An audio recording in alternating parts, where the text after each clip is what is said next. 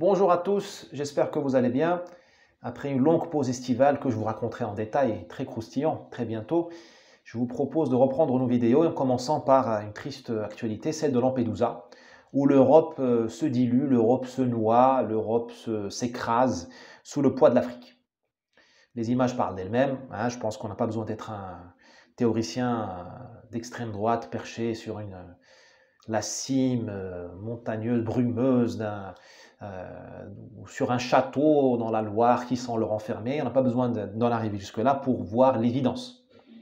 Vous avez sous vos yeux la submersion de l'Europe, l'Europe d'ailleurs qui met en scène son absolue impuissance, ou même sa complicité. Hein. Vous avez Madame von der Leyen, tout sourire, hein, qui se balade en Italie, Lampedusa. Il ne manque plus que les youyous. Hein. Madame von der Leyen pourrait pousser des youyous de joie pour accueillir ces nouveaux Européens. Voilà où on en est au bout de 60 ans de construction européenne. Vous avez sous vos yeux la mort de l'Europe européenne et la création, la naissance d'une Europe africaine, musulmane, arabe. Voilà. Magnifique bilan de 60 ans de construction européenne. Je ne pense pas que Monnet et Schuman avaient ça en tête.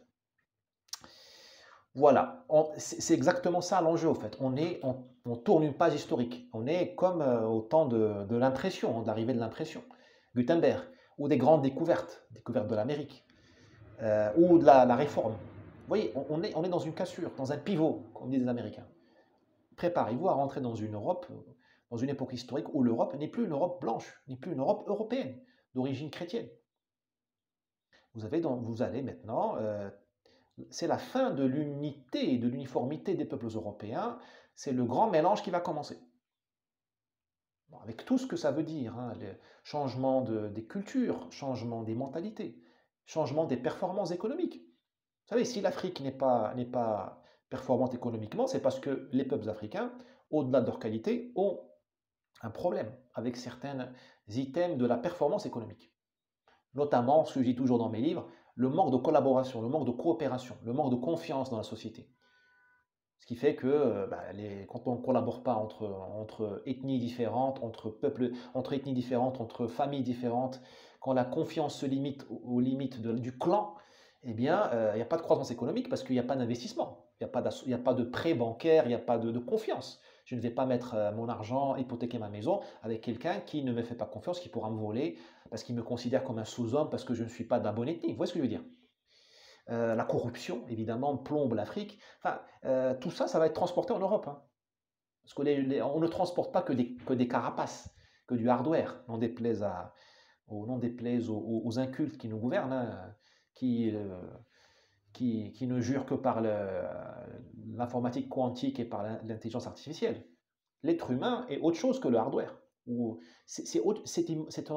transportons aujourd'hui des inconscients collectifs. Vous avez l'inconscient collectif africain qui plombe l'Afrique, qui plombe le Maghreb aussi. Hein, le Maghreb aussi a un inconscient collectif qui le plombe, qui l'empêche de s'épanouir, de s'enrichir, de se développer. C'est son principal ennemi. Eh bien, ces inconscients collectifs-là vont débarquer en Europe et vous allez voir le résultat. Enfin, vous le voyez déjà sous vos yeux.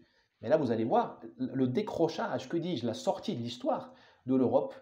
Voilà. Peut-être que des bonnes surprises nous seront réservées, j'en sais rien. Mais je crains que le pire ne se réalise. Vous savez, il n'y a pas de secret. Hein. L'origine de la richesse des nations, de leur prospérité, sont leurs peuples.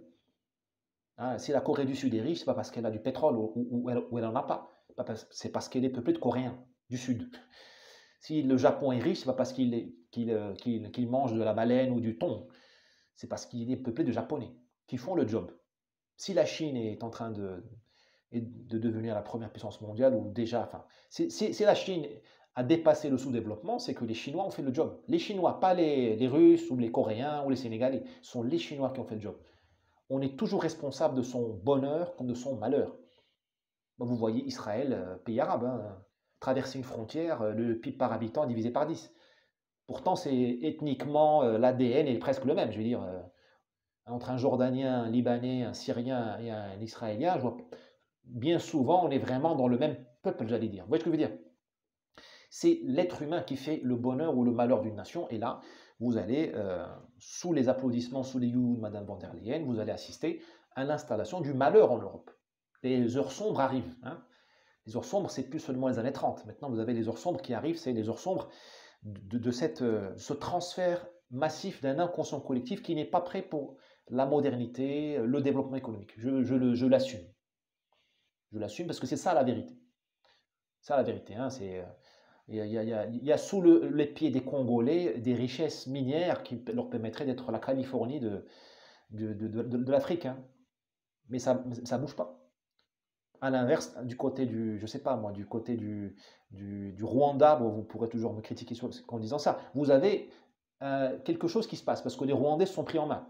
Alors je ne défends pas Kagame et tout ça, parce que il a les mains salies du sang des Congolais, mais vous voyez ce que je veux dire. Euh, vous allez prendre chez vous, en Europe, des populations qui n'ont pas fait le job.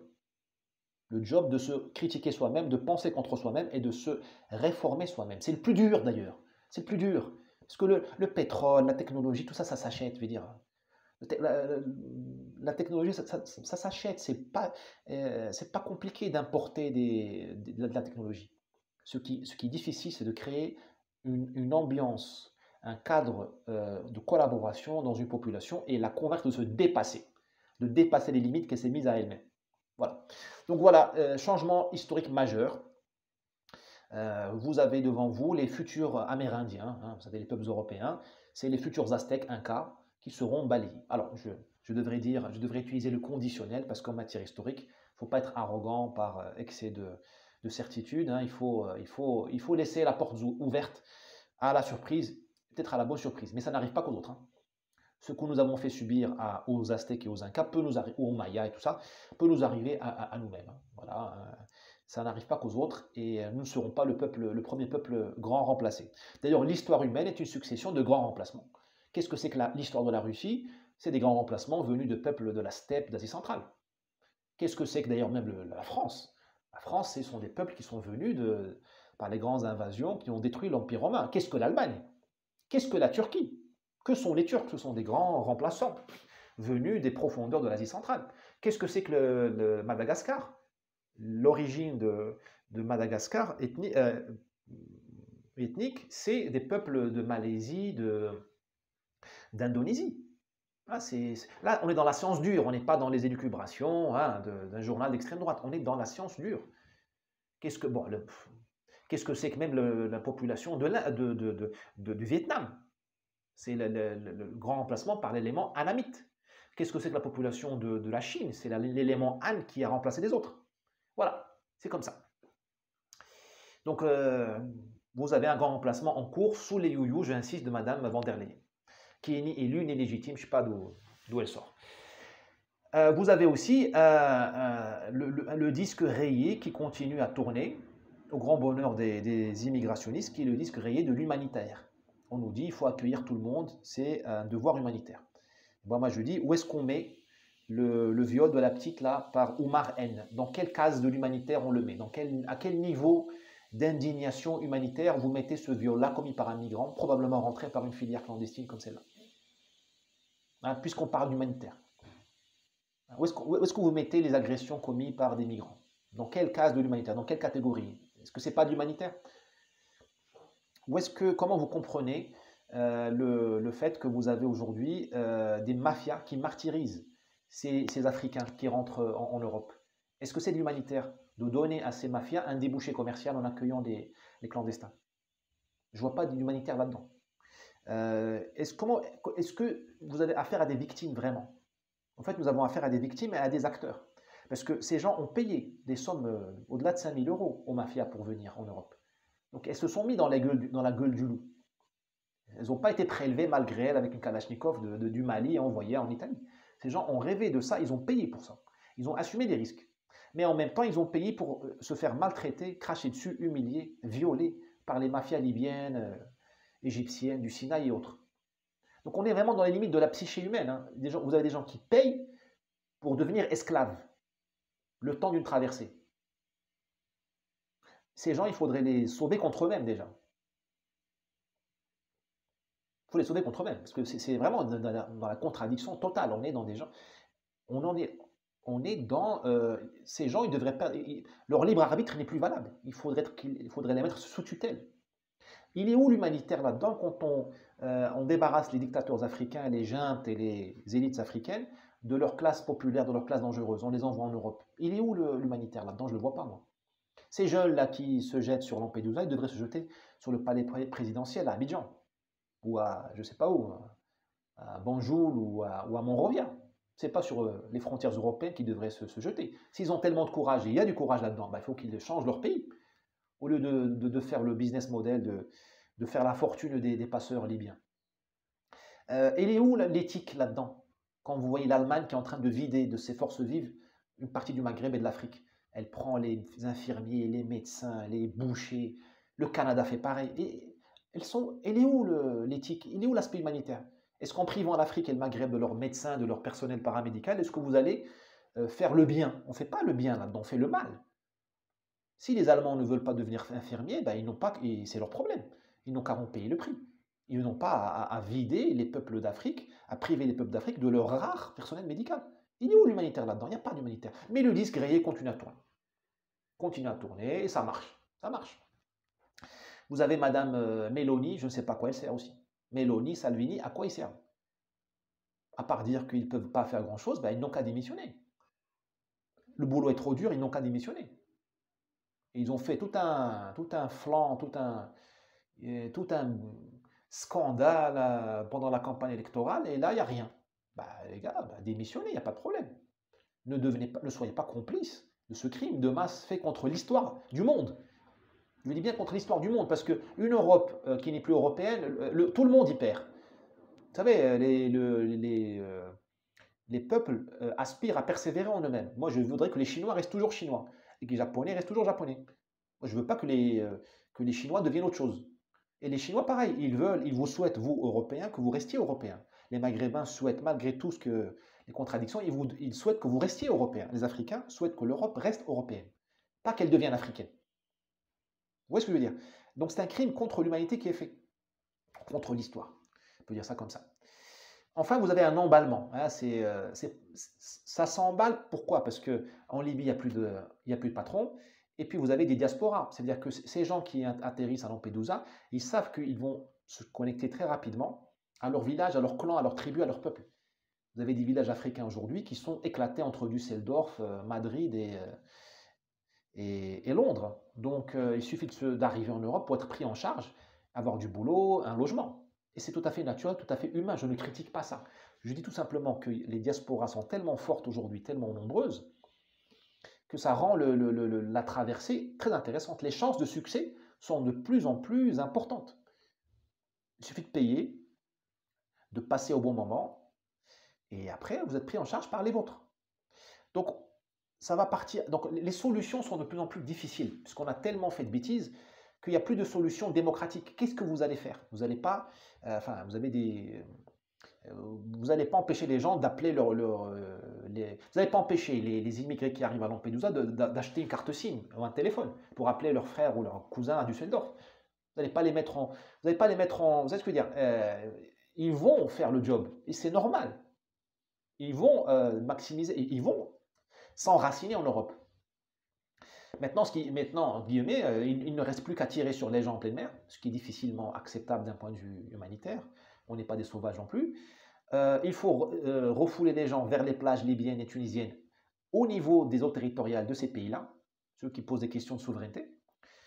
Il faut démanteler les mafias libyennes en Libye, les mafias égyptiennes en Égypte. Ça veut dire faire du néocolonialisme. Parce qu'il faut intervenir dans ces pays-là, parce que ces pays-là ne font pas le job. Soit ils ne veulent pas, soit ils ne peuvent pas.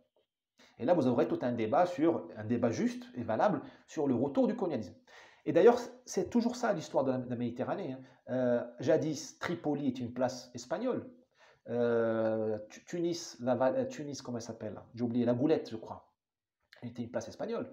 Il y avait un chapelet de fortins, de forteresses, de bases militaires espagnoles, portugaises, voire un peu italiennes, mais surtout vénitiennes, tout ça, dans les côtes africaines. Maroc, évidemment, Mogador, Mazagan, Sidi Ifni, Ceuta, Melilla, tout ça, c'était des postes de frontières déportés, implantés dans en Afrique pour empêcher les traversées, pas des immigrants, des pirates ou des envahisseurs. Donc on est en train, l'histoire est en train de se réécrire. Il ne reste plus que ces solutions-là, que je n'appelle pas de mes voeux, mais je dis, on a tellement déliré, on a tellement été complice de ces passeurs, que maintenant, si vous voulez agir, il n'y a plus que ça. Des solutions extrêmement compliquées et extrêmement dures, et puis presque impraticables. On va pas, à part la Libye, je vois mal la France ou l'OTAN ou l'Union européenne installer des bases militaires en Égypte ou en Tunisie ou en Algérie pour dire on va empêcher les passeurs de partir. Voilà, donc que faire? Que faire? Alors il y a une note d'espoir qui part des pays du Sud, notamment la Tunisie, qui dit il y en a marre, il faut nous aider à bloquer tout ça et on est contre le grand remplacement. Bon, à part que leur cracher dessus, on n'a pas fait grand-chose. Il y a un accord qui a été signé récemment, je crois, pour aider les Tunisiens financièrement pour qu'ils bloquent les départs à suivre. L'Égypte aussi est en train de se manifester sur ce sujet-là, dans la même veine. Si on veut vraiment éviter d'en arriver à des solutions néocolonialistes, il faut un reset européen. Il faut que l'Europe fasse une révolution mentale de ses relations diplomatiques avec les pays du Sud. Il faut que l'Europe se dise, je ne suis plus spécial, je ne suis plus le bijou de la couronne, je suis au même niveau que la Russie ou la Chine ou la Turquie, c'est-à-dire un pays normal. La Turquie, la Chine, la Russie ne prennent aucun Africain. L'Arabie Saoudite ne prend aucun Africain, enfin, elle les prend légalement. Les Émirats, le Qatar, eh bien, il faut dire aux Africains et aux Maghrébins, je ne vaux pas plus que la Turquie ou l'Arabie Saoudite. Donc, je ne prends pas les immigrés illégaux. Et vous serez respecté. Vous savez, il n'y a pas de campagne de presse contre l'Arabie Saoudite en Côte d'Ivoire, ou au Gabon, ou au Cameroun. Hein. Tout le monde respecte la souveraineté saoudienne et que le fait que l'Arabie Saoudite ne veut pas d'immigrés clandestins. Personne ne dit que les Saoudiens sont des racistes, mais on dit tout le temps que les Français sont des racistes, alors que les portes sont ouvertes. Il faut vraiment retrouver une relation d'égal à égal avec l'Afrique. Aujourd'hui, on n'est pas dans l'égal à égal, on est dans le paternalisme, on les prend pour des imbéciles, on se flagelle soi-même parce que le colonialisme, non. Il faut faire un reset et recommencer à zéro sur des bonnes bases qui sont les bases du droit international. Il y a quelque chose dans le droit international qui s'appelle la frontière. Les Africains s'égorgent entre eux à cause des frontières, mal définies, peu définies. Voilà, vous avez le droit, donc les Africains comprennent ce que c'est qu'une frontière. Vous avez le droit de dire aux Africains, aux Maghrébins, ma frontière, c'est celle-là. Il faut la respecter. Et vous serez respecté, vous verrez, vous serez surpris. Mais bien évidemment, pour faire ce grand reset-là, il faut encore avoir quelque chose dans le cœur. Il faut avoir encore un souffle. Il n'y a plus de souffle en Europe. Il n'y a plus que le capitalisme. C'est là mon dernier point, ma conclusion. Nous sommes dans L'Europe est gouvernée par la main invisible du capitalisme. C'est-à-dire vous avez un système capitaliste qui est à bout de souffle, qui ne sait plus comment créer de la richesse. Vous avez vu les croissances européennes. C'est l'anémie. Il n'y a pas de croissance. Malgré tout le flanc qu'on nous fait sur la transition écologique et énergétique, il n'y a pas de croissance. Il n'y a pas de croissance.